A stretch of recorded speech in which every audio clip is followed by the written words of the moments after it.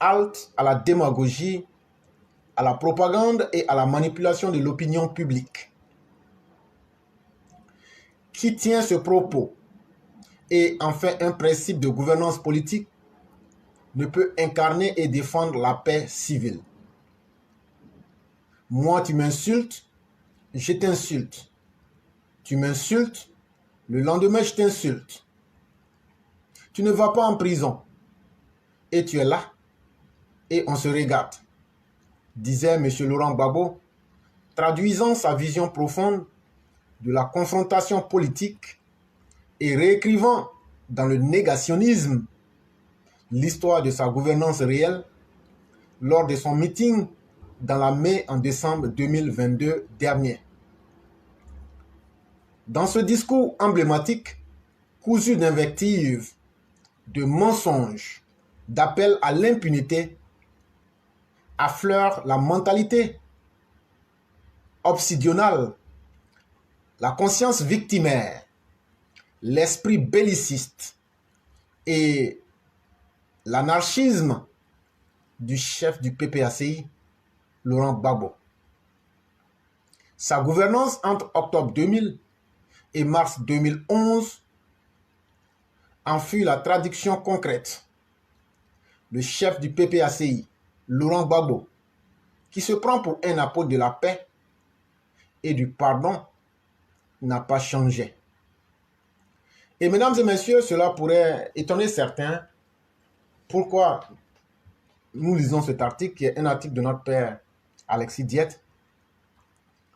C'est suite à la remise du prix de la paix à Mme Angela Merkel le 8 février 2023. Et Laurent Gbagbo, qui se prenait pour un faiseur de paix, un apôtre de paix et du pardon. Et lorsque nous regardions, pour ceux qui ont l'esprit averti, ça nous fait rire.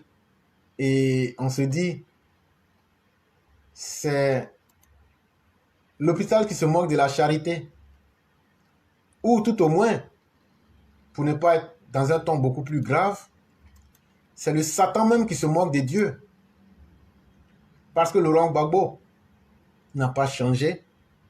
Il ne fait qu'adapter son discours en fonction des événements et des lieux où il se trouve. Et c'est ça qu'on appelle la manipulation. Quand il se retrouve à la cérémonie du prix Félix Houphouët-Boigny pour la paix, il revêt, il porte les habits d'un apôtre de paix et de pardon. Et vous allez jurer que cet individu-là a changé. Mais lorsqu'il se retrouve là où peut s'aimer la haine, il n'hésite pas un seul instant, comme vous venez de l'entendre. Si on m'insulte, j'insulte. Mais Laurent Gbagbo, tu as quel âge? Laurent Gbagbo, toutes les vieilles personnes de ton âge, ou bien quelqu'un même qui a déjà dépassé la quarantaine, la cinquantaine, ne réagit pas comme ça. Moi, tu m'insultes, je t'insulte. Tu m'insultes, le lendemain, je t'insulte. Mais ça, c'est effectivement l'attitude d'une personne qui est promotrice même de l'anarchisme et du désordre social. Et effectivement, Laurent Gbagbo le disait, je crois bien, en septembre 2020, après les premières attaques, que celui qui lui offre une fleur, lui offre un câlin, mais celui qui lui offre l'épée, lui va utiliser l'épée. Mais quelle est la différence entre ce qu'il a dit et ce qu'il a... moi, tu m'insultes, je t'insulte, qu'il a répété en 2022. En réalité, l'homme, qu'il soit président de la République, qu'il soit opposant, a un goût sans limite pour la violence, a un goût sans limite pour tout ce qui est sans classe, pour tout ce qui est sans valeur. Et c'est ça qui explique en réalité l'échec fondamental de Laurent Gbagbo dans sa politique. Parce que c'est un négationniste patenté. C'est un affabulateur.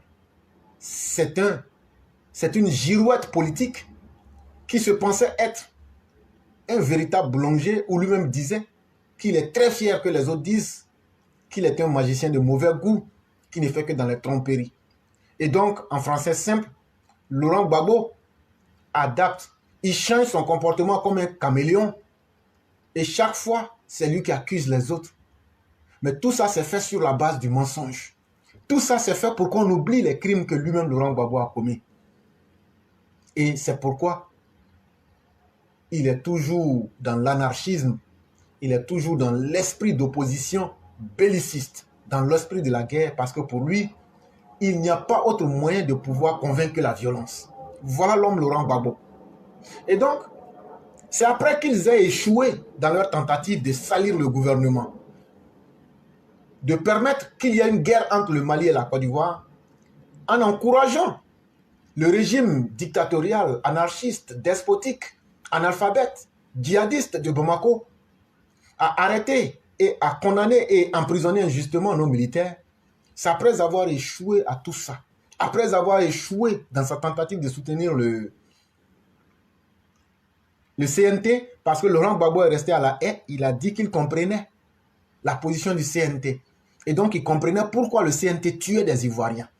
Il comprenait, et pour lui, c'était normal que Afin-Essan dise qu'il faut augmenter le nombre de morts, que Mabri Albert Touakeus fasse rentrer des armes pour tuer les Ivoiriens, que Bédier dise on a fait 86 morts. Lui, il comprend cela. Ces gens peuvent mourir, ce n'est pas grave. De toute façon, ces personnes qui sont mortes ne sont pas de sa famille. Et donc, la vie doit continuer. Pour Laurent Gbagbo, faire de la politique, c'est verser du sang. Et c'est pourquoi vous verrez que, durant sa gestion, il a été ce politicien-là qui a versé le plus de sang. Que ce soit le sang des Africains, que ce soit le sang des Ivoiriens, que ce soit le sang même des personnes au-delà de nos frontières, qui ne se souviennent pas des Jean Hélène, qui ne se souviennent pas de ces expatriés par milliers qui ont été tués par Laurent Gbagbo. C'est ça pour lui la gestion. Et l'homme, si tu enlèves la violence dans la gestion de Laurent Gbagbo, c'est comme si tu demandais à une personne de ne plus respirer. Et donc, il faut que les uns les autres se mettent en tête. Nous sommes aujourd'hui le 11 février 2023. Laurent Gbagbo n'a jamais changé. Même s'il revenait au pouvoir, il va faire, comme je vous l'ai dit depuis mars 2021, il va faire encore plus de morts. S'il y a eu 3000 morts dans la tête de Laurent Gbagbo, cette fois-ci, il faut qu'il en fasse 3 millions. Faisons beaucoup attention. Cela est un discours interpellatif pour ceux qui veulent ouvrir leurs esprits. Mais ceux qui estiment que ce que nous disons n'a pas de valeur, cela ne vous concerne pas. Ici, nous parlons aux personnes intelligentes, aux personnes qui savent anticiper. Et donc, Laurent Gbagbo n'a pas changé, il n'a jamais voulu changer et il ne changera pas. Telle est la réalité qui s'impose malheureusement à notre pauvre Côte d'Ivoire. Et ce Laurent Gbagbo se retrouve encore en train de faire de la politique. Et c'est pourquoi donc, il faut être observateur et savoir là où nous allons pour avoir de la suite dans les idées. En réalité, est-ce que Laurent Gbagbo et sa bande sont là à Yamoussoukro pour célébrer leur orgueil, leur ego? Ou bien lui et Bédier sont allés à Yamoussoukro durant cette cérémonie de remise du prix de la paix, Félix Houphouët-Boigny, pour célébrer véritablement les valeurs et les principes politiques symbolisés par Félix Houphouët-Boigny pour la paix. Non seulement, mais pour s'y reconnaître. C'est vraiment important qu'on pose cette question. Est-ce que Laurent Gbagbo et puis Bédier, là, quand ils sont allés là-bas, là, est-ce qu'en réalité, là, ils sont allés là-bas pour qu'on puisse les voir, pour qu'ils fassent leur Mathieu Vuller, vous vous êtes là? Ou bien, la réalité, c'est qui, ma foi, est vrai. Ils sont allés là-bas parce qu'ils sont en désespoir de cause. Ils n'ont aucune crédibilité. C'était l'une des rares occasions pour eux de pouvoir s'approcher du monde réel, de quitter la caverne et se rapprocher du monde réel. Et donc, ils y sont allés pour célébrer uniquement leur ego et leur arrogance personnelle. Mais ils ne sont pas allés là-bas. Ils n'étaient pas présents à la remise de ce prix, Félix Houphouët-Boigny, pour la paix. Encore moins ne se reconnaîtraient-ils jamais dans la paix. Ça ne les intéresse pas. Tant qu'eux ne sont pas au pouvoir, la paix n'a aucune importance pour eux. En réalité, il faut le dire, comme le dit ce texte de notre père Alexis Diette, l'homme privé devrait à cette occasion de solennité le céder devant l'homme public. Le chef de parti qui incarne en sa personne des valeurs et des principes politiques transcendants. Les vertus personnelles requises sont l'humilité et le recueillement. Notre jeune démocratie pluraliste ivoirienne souffre de l'égocentrisme pulsionnel effréné de certains chefs politiques comme Laurent Gbagbo et Henri Konan Bédié. L'invincible personnalisation des problématiques politiques et l'idolâtrie du pouvoir qui continue de triompher sur l'impératif de confrontation programmatique et de débat d'idées trouve largement sa source dans ce égocentrisme forcené. Il est donc nécessaire de dénoncer ce fléau, de faire prévaloir dans notre espace politique les valeurs et les idéaux politiques, les intérêts et les droits fondamentaux des catégories socio-professionnelles et culturelles du territoire, les intérêts souverains de la nation, la conception de l'État comme service public, c'est-à-dire le bien commun.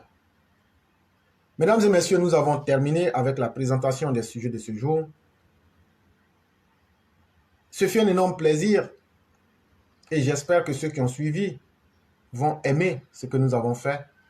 Je dis merci à tous et je prie encore une fois que la grâce de Dieu demeure en chacun de nous. Et très certainement, nous allons nous retrouver le lundi pour animer d'autres sujets. Je dis merci infiniment. Très excellente soirée à chacun et à chacune. Que la grâce de Dieu demeure en nous.